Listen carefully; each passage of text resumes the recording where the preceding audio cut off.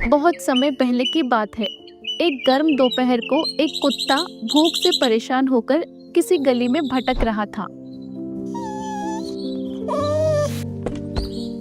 सूरज आसमान में चमक रहा था और जमीन तप रही थी, लेकिन भूख का मारा वह कुत्ता हर गली, हर नुक्कड़ में खाने की तलाश में घूम रहा था।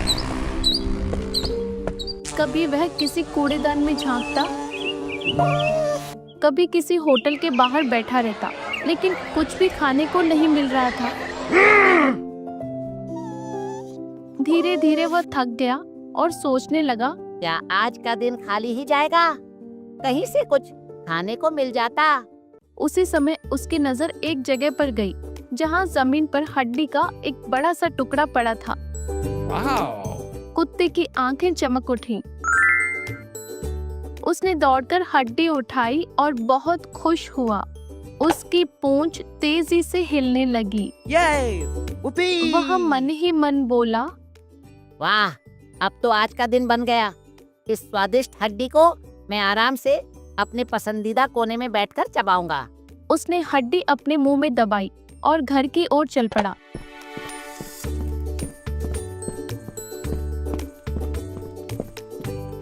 लेकिन उसके घर जाने का रास्ता नदी के ऊपर बने एक लकड़ी के पुल से होकर जाता था।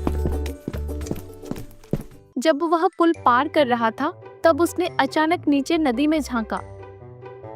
पानी एकदम साफ था, एकदम शीशे की तरह।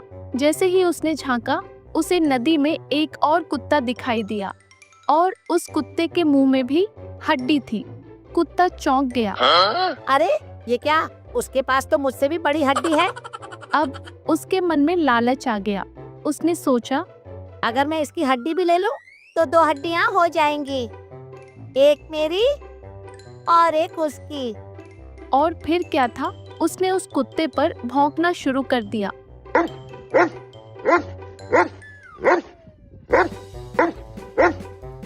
जैसे ही उसने मुंह खोला, उसके मुंह से हड्डी नीचे गिर गई। Oh, no! हड्डी सीधे नदी के पानी में जा गिरी और बहने लगी। वो घबरा गया। अरे मेरी हड्डी, मेरी हड्डी, ये क्या हो गया?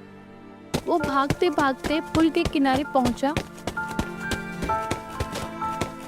और नीचे झांका, लेकिन अब वहां न कोई कुत्ता था और न ही हड्डी। तभी उसे समझ में आया कि वह नदी में जो कुत्ता देख रहा था, वह और कोई नहीं, उसकी अपनी परछाई थी। और जिस हड्डी के लिए वह लालच कर रहा था, वह भी असली नहीं थी। Oh, no! अब वह बहुत पछताया। उसने अपनी मूर्खता को समझा। मैंने लालच न किया होता, अब तो मेरी अपनी हड्डी भी चली गई। वह गीली आंखों से वापस लौटा, भूखा, थका हुआ और उदास। पूरा दिन ऐसे ही बीत गया। उसके पास कुछ भी खाने को नहीं था।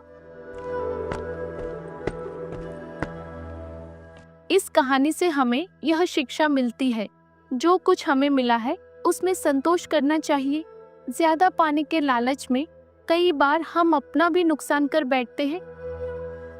अब अगर यह कहानी आपको पसंद आई तो इस वीडियो को लाइक करो और ऐसे ही वीडियो देखने के लिए इस चैनल को सब्सक्राइब ज़रूर करो और घंटी भी दबाना मत भूलना।